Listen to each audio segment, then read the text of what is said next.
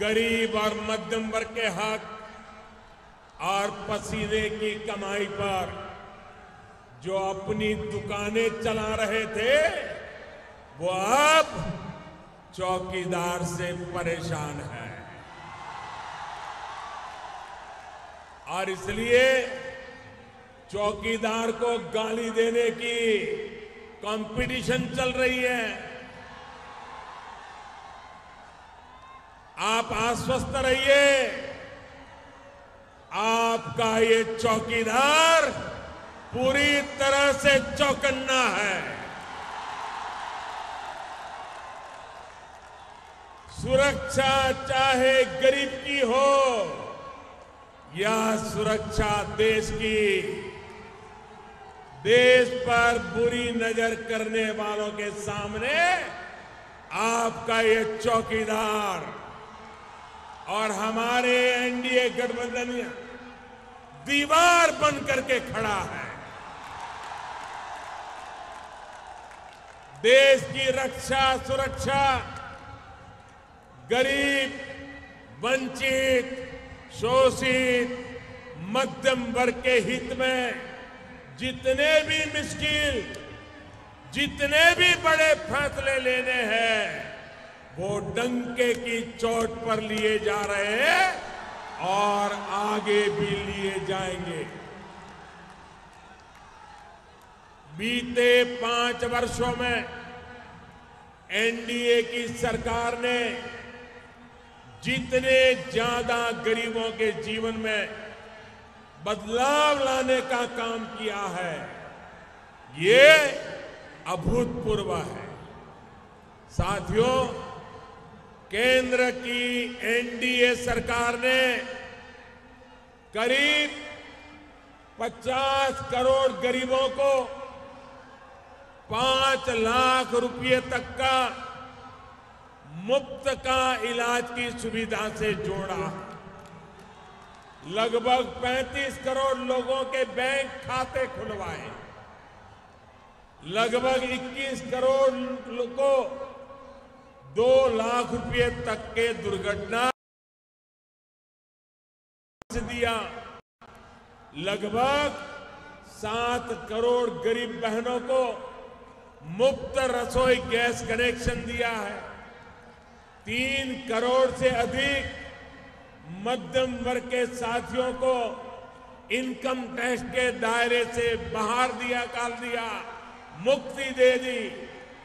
1.5 करोड़ से अधिक गरीबों को अपना पक्का घर दे दिया। 1.5 करोड़ से अधिक लोगों को अटल पेंशन से जोड़ा है। इसी तरह सामान्य वर्ग के गरीबों को 10% आरक्षण भी एनडीए की ही सरकार ने दिया है।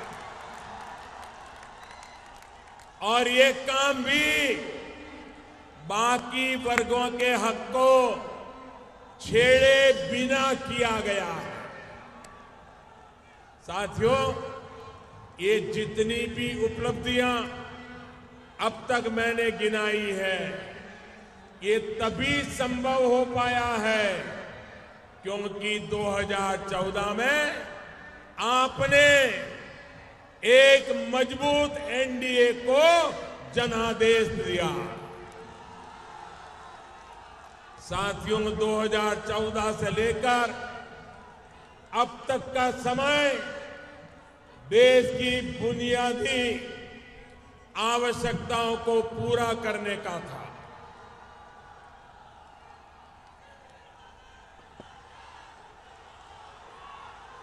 2019 तक का समय जरूरतों को पूरा करने का था और 2019 के बाद आगे का समय देश को 21वीं सदी में नई ऊंचाई पर पहुंचाने का है। बीते 5 वर्षों में नए भारत की एक मजबूत नींव एनडीए ने मिलकर तैयार की है। अब समय आ गया है इस मजबूत नींव पर सशक्त, समृद्ध नए भारत का निर्माण हो। भाइयों और बहनों, देश में अगर महामिलावट वाली सरकार रहती तो ना फैसले होते और ना ही गरीबों का कल्याण होता। इन लोगों की प्रवृत्ति अपना विकास करने की है, देश का विकास करने की नहीं है। मेरे बिहार के भाइयों बहनों और मेरे देश के भाइयों बहनों, जरा याद कीजिए, जब अटल जी प्रधानमंत्री थे तो उन्होंने एक से बढ़कर एक अनेक योजनाएं शुरू की। देश में नए नए हाईवेज का निर्माण, गांवों तक सड़क का निर्माण, सबको शिक्षा का अभियान, उन्होंने कितनी ही योजनाएं शुरू की। लेकिन जब कांग्रेस और उनके साथी सरकार में आए तो सारे कामों की रफ्तार धीमी कर दी गई। हमारे नीतीश जी तो खुद गवाह है। अटल जी की सरकार में रेल मंत्री के तौर पर उन्होंने बिहार के लिए कितना कुछ किया, लेकिन उनकी शुरू की गई सारी अनेक योजनाओं को भी कांग्रेस ने 10 साल में आगे नहीं बढ़ने दिया। गंगा पर बने 2 पुल इसके जीते जागते उदाहरण है। जब वो रेल मंत्री थे तो अटल जी ने उनका शिलान्यास किया था। उनके गिराने के बाद दोनों पुलों पर काम लगभग ठप पड़ गया। 2014 में एनडीए सरकार आने के बाद इन पुलों के काम में तेजी आई और मेरे द्वारा उनका लोकार्पण किया गया। साथियों, महामिलावट के घटक सिर्फ अपने स्वार्थ के लिए जीते हैं, उन्हें देश की कोई परवाह नहीं है, न वो देश की परवाह करते हैं। यही सीख हमें उनके इतिहास और उनके वर्तमान से मिली है। साथियों, आप सभी इस बात के साक्षी हैं कि जब हमारे देश की सक्षम सेना आतंक को कुचलने में जुटी है, सीमा के भीतर हो या सीमा पार, आतंक के ठिकानों पर प्रहार करने में लगी है, ऐसे समय में देश के भीतर ही कुछ लोग क्या क्या कर रहे हैं। देश की आवाज को, हमारी सेना के हौसलों को बुलंद करने के बजाय वे ऐसी बातें कर रहे हैं जिससे दुश्मनों के चेहरे खिल रहे हैं। पाकिस्तान में टीवी पर उनकी बातें, उनकी तस्वीरें दिखा दिखाकर पाकिस्तान में तालियां बज रही है।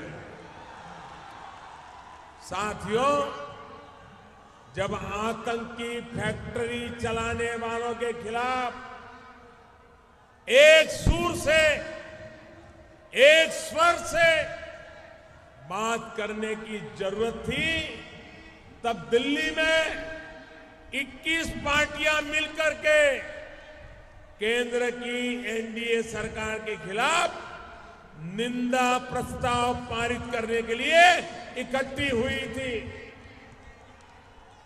बिहार का, देश का कोई भी सकारात्मक सोच वाला व्यक्ति उनके उस कृत्य को कभी भी माफ नहीं करेगा।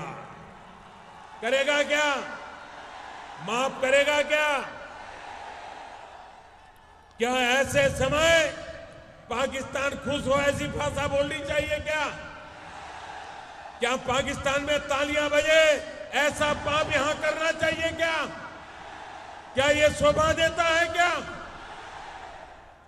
अब इन्हीं दलों के नेता हमारे वीर जवानों ने जो पराक्रम दिखाया उस पर संदेह कर रहे हैं। जैसे उन्होंने सर्जिकल स्ट्राइक का सबूत मांगा जा रहा था, अब वो आतंकी ठिकानों को हवाई हमले में खत्म किए जाने का भी सबूत मांगने लगे हैं।